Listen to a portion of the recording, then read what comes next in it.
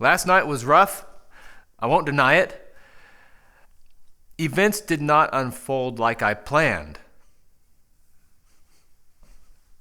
Probably for the first time in the history of the universe. I know. After we turned off the camera, I stayed out here with the CBR, trying to figure out why it didn't run right. And I think two issues were at play. When it was leaking all that gas on the ground profusely, I don't think it was coming from the tank. I think when I had these carburetors inverted on the bench, cleaning them, dumping gas down into the bottom of them like there was no tomorrow, it accumulated, maybe in these caps or in the tubing down here. And then when I made them right side up again, it just gurgled out onto the ground and down into the intake, creating that rich condition. I wouldn't mind having a rich condition. If it happens to you, let me know what it feels like. I'm rich. I'm rich to be out here with you and with my friends watching. If you didn't watch yesterday's video, I think it was interesting. It was interesting from my point of view, tense at times. Anyhow, the main reason it didn't start right away was all the gas dumping into the intakes. As I ran it longer and longer after we turned off the camera, it got better. It smoothed out, cleared out all that excess gas, but it still wasn't right. The number 2 carburetor was still leaky. A design I really don't like about this motorcycle is that when the float chamber doesn't seal, if the needle and seat don't seal like they're supposed to, the fuel doesn't leak onto the ground. It leaks down into the motor. That could potentially cause a hydrolock situation, and also a guy might not even know that his needle valve isn't working right. Imagine. So what I did for a lot of the day today is open up the slide to this carburetor, and do you see that brass butterfly down there? It would wet itself. Oh.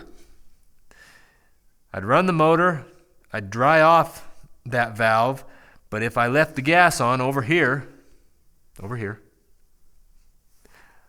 it would eventually wet itself. And the engine didn't seem to run right either, so I was thinking, I don't think that needle valve is sealing correctly. All these others were dry as a whistle. So I pulled the carburetors off again, opened up the float bowl, cleaned the needle valve and seat, inspected it, put it back together, same condition, took it off again, and I was smart the second time. I switched the needle in this carburetor over here to this one, and instead of just washing out this needle seat, I reamed it with a Q-tip. Oh. Just like it was a ear. Put it back together, and my reasoning was, if the problem was the needle, which I moved over here, the problem would follow it, and if the problem was the seat, maybe it was dinged or dented, the problem would stay here.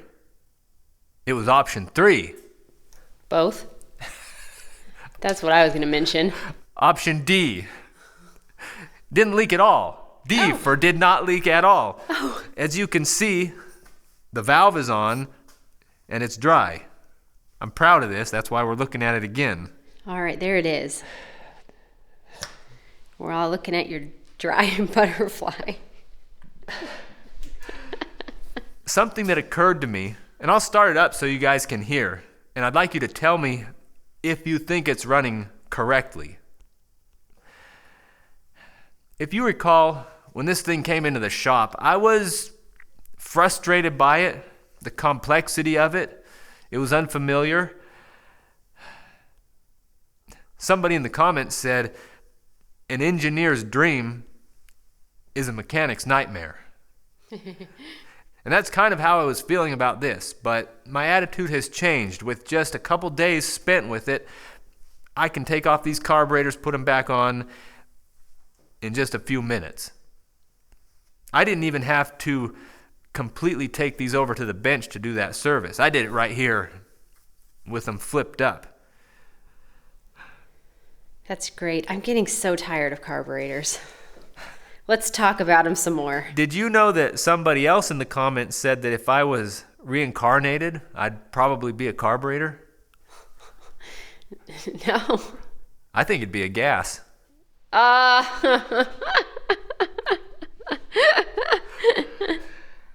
So I think this runs just as well as it has for most of its life. Not as well as it did when it was brand new, because I imagine these should probably be synchronized. Are you going to do that? Probably not.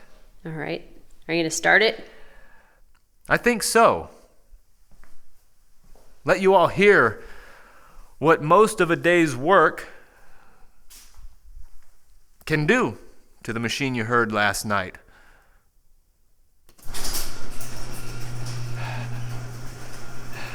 It's already almost warmed up. I had it running maybe an hour ago.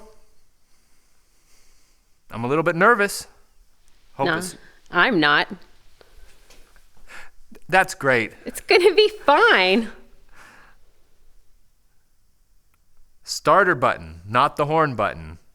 Good job.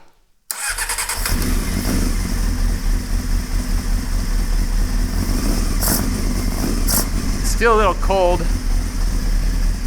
I didn't hook the choke cable back up, and I'm a little bit nervous about trying to activate it so close to that coil wire, so we'll just let it warm up for a moment. There's a little bit of choke. Can you imagine a drip like that carburetor had? Reminds me of a nasal drip. Oh. Poor girl. Poor girl. There.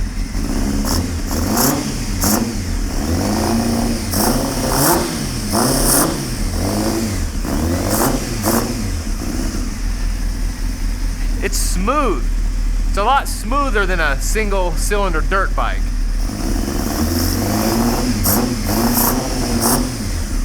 Not quite warm. All right, we've waited a few minutes for this to warm up, and it's hot enough that if it doesn't run right, I can't blame it on a cold engine. I'll take it up the RPMs a little bit. You can get the exhaust note.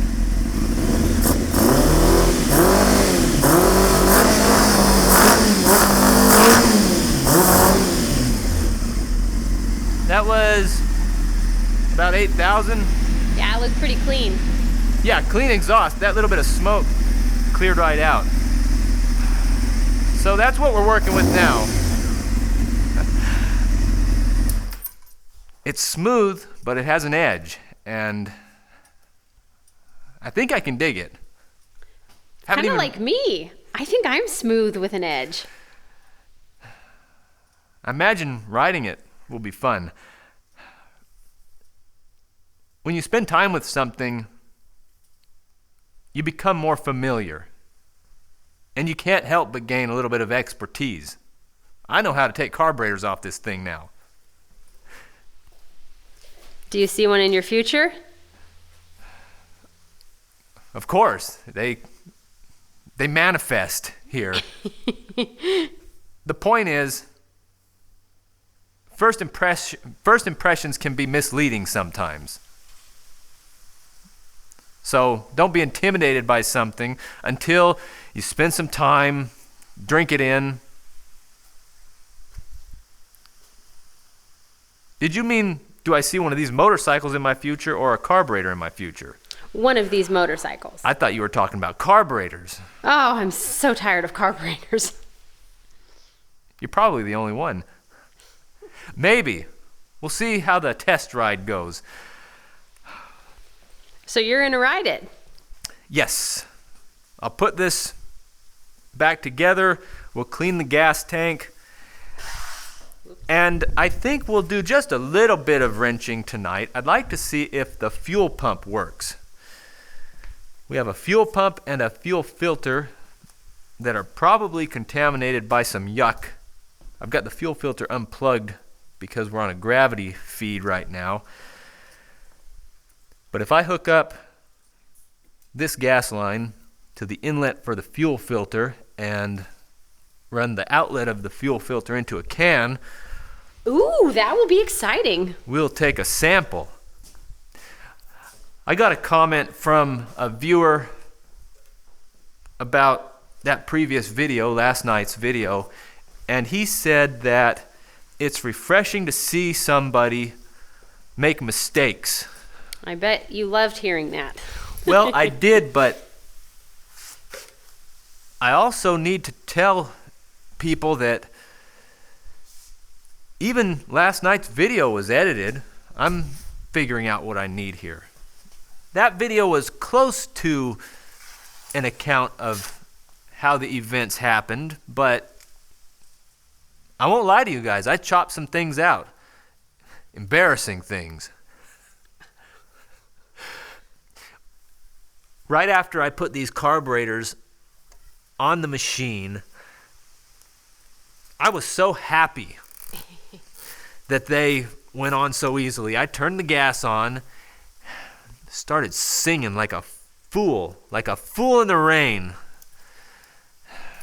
There was a light in my eye. It was shining.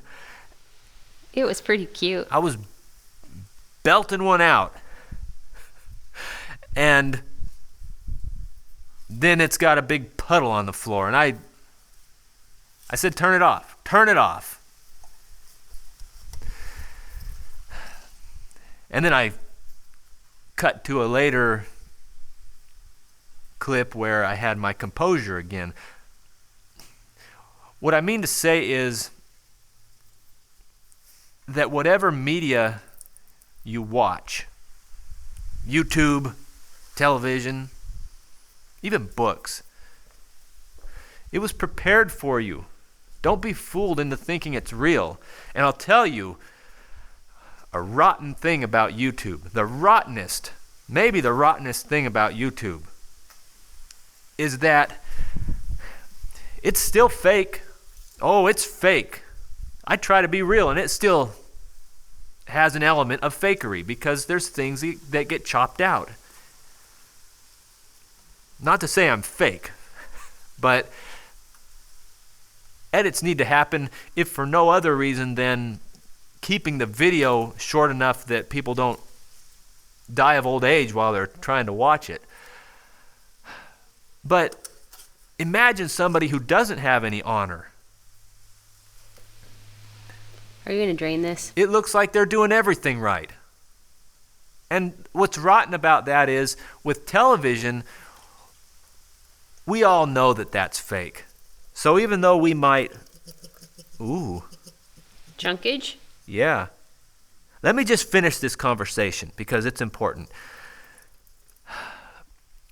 With television, it's unattainable standards. They get the best of the best people with the best skills, and then they still finesse it. They put makeup on them. They get the best takes they can, and then they edit it. They show their good side on television. And even though we know generally people aren't that beautiful and well-spoken and adept, it still affects us. But with YouTube, it's worse because it's still edited, but it looks like it's real. It looks like some goof in his garage can just snap his fingers and make the thing run.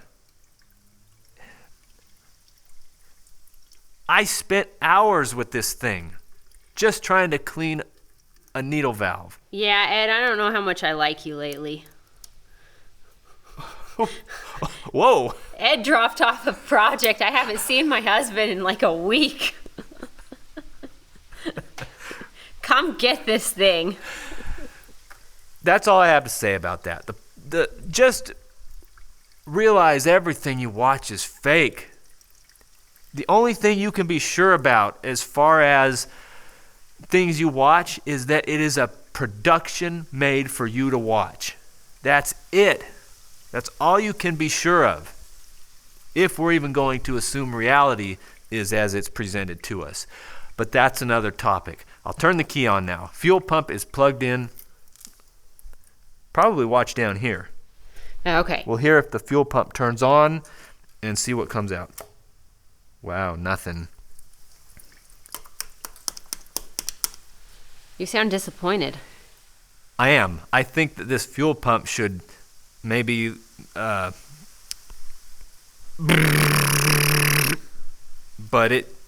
I don't think it did anything, and if anything it just so I'm not going to attempt diagnosing this thing right now. Well, not too much anyway. We'll see if there's 12 volts going to it.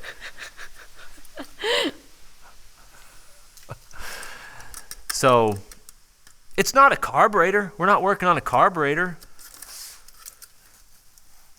Last night was, will it run? Tonight it's, will it pump? No.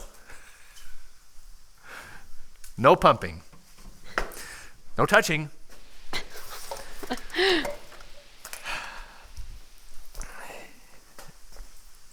If we have 12 volts going to it, that means that it's a bad pump. If we don't have 12 volts going to it, there are electrical issues happening, or my multimeter doesn't work. So, anything? No. No power. Key is on, right? Key's on. Maybe it only turns on when the starter is engaged. Let's try that. Don't. No? No, wait for me to do it. I can honk the horn myself, thank you. We'll plug that in. We have gas going to it. And gas catch can is in place. And we'll just go here. Watch down at the tube. Ready? Yeah.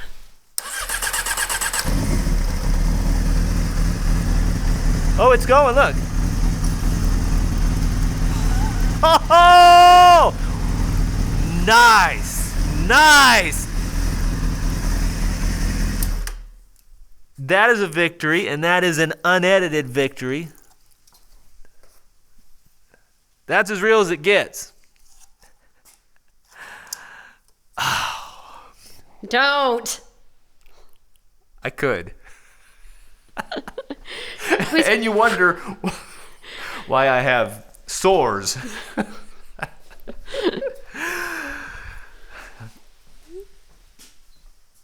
I imagine we'll do some real mechanic work tomorrow night, but I was ready to coast a little bit for this one. What are we doing tomorrow night? I'm Do you have not a sure. plan? We might work on the DR350, that shambles in there. But we might clean out the gas tank on this machine as well. I'll put a link to yesterday's video up on the screen if you'd like to watch that. And if you'd like to see what happens next, I'll put a link to tomorrow's video up there as well. Thanks for watching.